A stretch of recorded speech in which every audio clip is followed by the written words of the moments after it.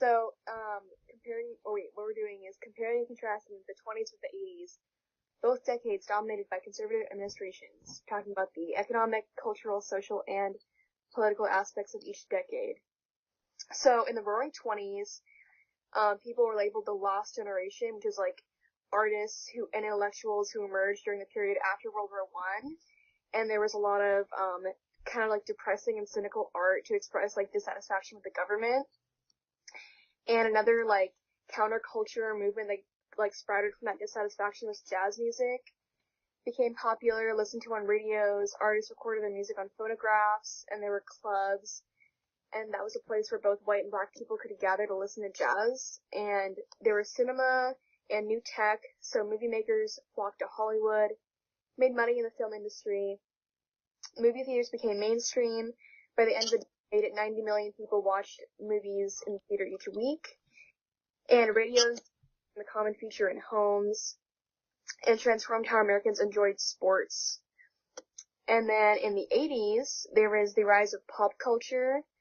So the symbol of the decade was a yuppie, who's a baby boomer with a college education who has privilege, basically. And similarly to the 20s, there were also a lot of movie advancements. There were a lot of blockbuster movies, including E.T., Breakfast Club, and Star Wars. And another thing that came was MTV, which is like a controversial show that hosted counterculture stars like bands, celebrities, fashion icons who went against the norm. And similarly to the 20s, there was overall a realm of people who expressed their dissatisfaction with the government. And in the 80s, there was business-oriented government and like economics, and Americans were driven by success and status. Example, Donald Trump. And the gap between those who earned the least amount of money and those who earned the most grew. This is a problem that continues today. And then for conservatism, the new right favored strict limits on government, and Reagan was a good candidate for them. And there's a lot of backlash against progressive thought in the media, schools, and government. So, summary, both decades had conservative issues in culture. There was a lot of media-based culture sharing, and both were based on consumerism and had cultural division. In the 20s, there was an urban and rural split in values, and in the 80s is the beginning of cultural wars over gay rights and abortion, etc. All right. Okay. So during the 1920s, and this was social status for women, flappers came about, and they were young women who rebelled against the pre-war standards of femininity. So they wore shorter dresses, they bobbed their hair, they danced to jazz music, they drove cars, smoked, and drank, as well as gambled. They were still expected to find freedom within the confines of the home, though, so marriage was still considered the one pursuit in a woman's mind. And one Supreme Court case is Adkins versus the Children's Hospital, in which the justices ruled in Adkins that women did not deserve special treatment because they could vote. And then for African Americans in the 1920s, there was a black political influence in northern cities where African Americans were freer to speak and act. And the political activity created a spirit of protest expressed in the Harlem Renaissance, which was an African-American literary and artistic movement of the 1920s centered in New York's central Harlem neighborhood. And nearly 1 million blacks left during the South during the 1920s, and the black populations of New York, Chicago, and other urban areas doubled. Harlem was considered a mecca for migrants from the South and immigrants from the West Indies, and the real Harlem was actually a community of widespread poverty, and its residents confined to low-wage jobs, and because housing discrimination barred them from other neighborhoods, they were forced to pay high rent. Also, there were lynchings in Alabama, Arkansas, and Florida. And then for immigrants, there was the idea of the illegal alien, so it was a new category established by the Immigration Act of 1924 that referred to immigrants crossing U.S. borders. And in a time during the Prohibition, the KKK, and widespread anti-Semitism and anti-Catholicism, immigrant groups struggled for cultural diversity and toleration of religious differences. And Native Americans were forced to attend boarding schools and leave their culture and become Americanized. There was the Indian Citizenship Act of 1924, in which Congress granted citizenship to all Native Americans born in the United States. And then prominent organizations and groups were the American Civil Liberties Union, which was founded during World War I to protest the suppression of freedom of expression in wartime. And then for 1980s, for women, Roe versus Wade happened the decade before. There was a sexual revelation, and there was the portrayal of the dissolution of a marriage as a triumph for women. And so the divorce rates kind of skyrocketed. And then for African Americans, there was Brown v. Board, which overturned Plessy versus Ferguson. There was the Regents of the University of California versus Bach, in which the college admissions could not be based on race alone. There was the Burger Court, which is more liberal and expanded on civil rights. And during the 1970s, Jim Crow had finally ended in many workplaces and unions, however, deindustrialization and the decline of labor movement impacted blacks and their struggle to obtain jobs. Important groups for the neoconservatives, and their brand of conservatism was personified in Ronald Reagan, who believed in less government, supply-side economics, and family values. There was also the New Right, which was a coalition of economic conservatives, members of the Christian right, working-class whites, and supporters of a more aggressive Cold War foreign policy. There were labor unions, which Reagan took a tough stand against. AIDS became very prominent during this decade, and the gay liberation movement was also prominent during these decades. So to compare the 1920s and 1980s, the 1920s experienced a lot of job discrimination against blacks, and women were starting to have a role in the public sphere. Whereas in the 1980s, there was the end of Jim Crow laws and the sexual revolution, in which women had more freedom in personal choices. For the political sphere, there is a Republican majority in the political office. For the 1920s, Presidents Harding, Coolidge, and Hoover were all Republicans, and their policies all kind of focused on reducing federal power and increasing state power, and then also not regulating the global economy. So for Harding, he had a limited impact, but he still encouraged business growth and cut taxes, and he negotiated disarmament treaties. For Coolidge, he embodied the Republican ideas of the 20s, and one of his quotes is, "The business of America is business." So that shows his focus on the economy. And then Hoover was elected because of the trend of prosperity under Republican presidents. And this Republican majority also can be seen in the 1980s with Republican Reagan and Bush both occupying the White House.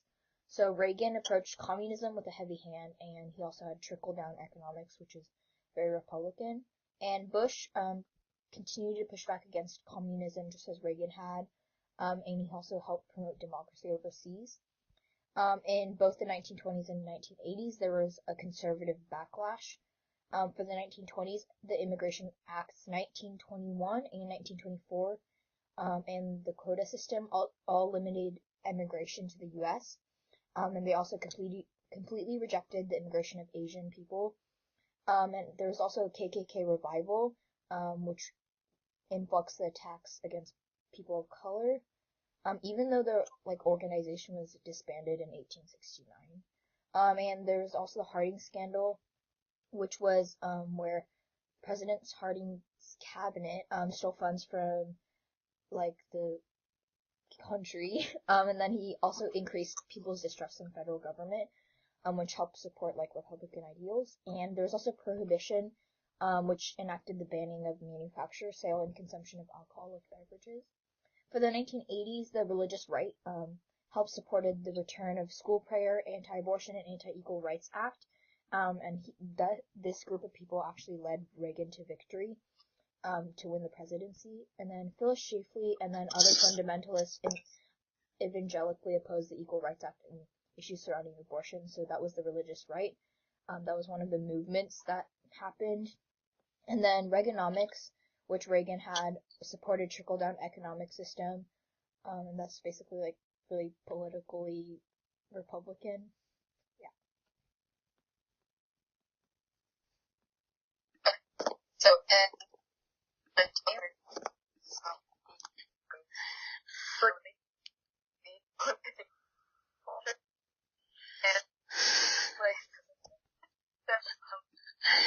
it's so choppy. Yeah. Do you want one of us to read it? Why don't one of us read it? Just to record myself. I want to sit into iMoves. Okay. Yeah. Or do you want me to just... Really? Probably. I don't get what you're saying. It's like a robot. It's like so hard to hear. Okay. Okay. Should Moira record herself, or what if she tried calling Emily? Like, I don't know if that'd be better, but like, at least it's on your laptop or something. Try calling Emily. Or do I have my phone?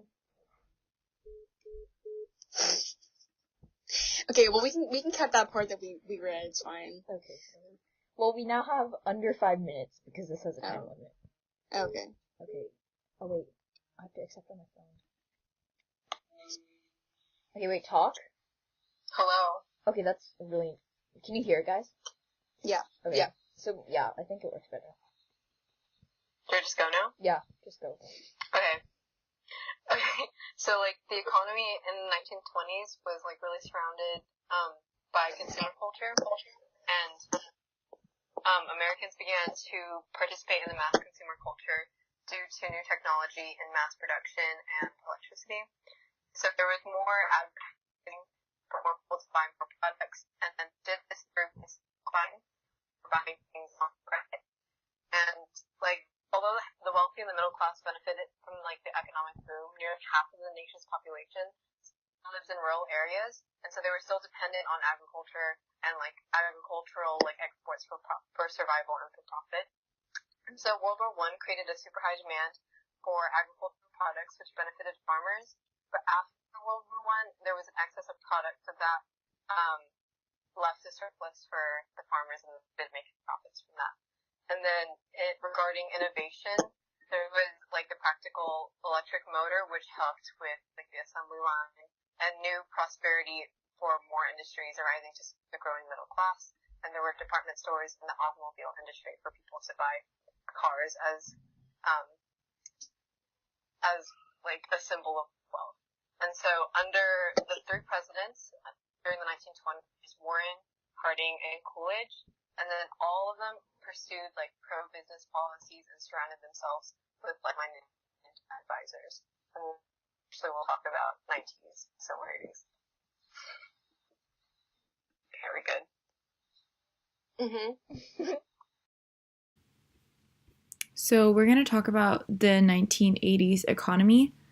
The 1970s was a time of deep recession and just overall a really big disaster. So carrying over to the next decade, the 1980s, 1981, 1982, they were also in a recession, but not as bad. It was recovering. Ronald Reagan was elected president in 1981, and he lowered the tax rates so people could keep more of their income. So he thought if, like, bigger businesses had more income, they would use that money to create new jobs and new opportunities for those of the younger, lower classes. So the money would trickle down, and everyone would just have more money, and the economy would be better.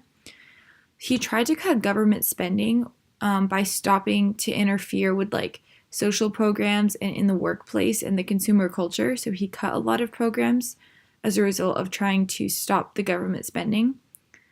There was a huge federal deficit in the mid-1980s because the increased military spending outweighed the reduction in taxes and the reduction in like being in the, like, social programs and society. So the military got a lot more funding because they were competing in the arms race with the Soviet Union, and they were just spending a lot on military, and it was a lot more than the reductions that were made. There was a small recession before the economy revived. The inflation subsided, but the rich were getting richer, the poor were getting poor. So instead of the rich using their new money, like with the tax cuts, to make new jobs and hire more people, instead they bought luxury items. So the money didn't go down to the lower classes like the program was intended to. It actually just stayed within the rich and made them richer and have more luxurious lives. Reagan had a new federalism plan, so he wanted to decrease the size of the federal government and give more power to the states. So he wanted the states to take responsibility for, like, federal programs like Medicaid and other, like, healthcare. So he wanted it to vary state by state and like not be in the federal government control, so not nationwide. It would be like regional. However, this was a really big failure, and it just increased military spending or increased government spending. So the military, like I said, it did have a lot more money put towards it because of the arms race with the Soviet Union, and there was a lot of space-funded research for like missiles and the shield system, so a lot of money went to that as well. There was a huge federal budget deficit because of the tax cuts, the military spending, and failure of new federalism. So the government spending increased and the government revenues shrank, and that forced the government to borrow money. So a lot of people were happy with Reagan, even though there was the economy was going down and there was a deficit. Like, people were just overall really happy with him. He served 2 full consecutive terms from 1981 to 1989. So he was president for like all of the 80s. There was like mass consumerism going on, so that was good for the economy. And then some similarities between the 1980s and the 1920s economy was that both were dominated by Republican presidents, and they both believed in a huge stock market. So that was a similarity between the 2 decades.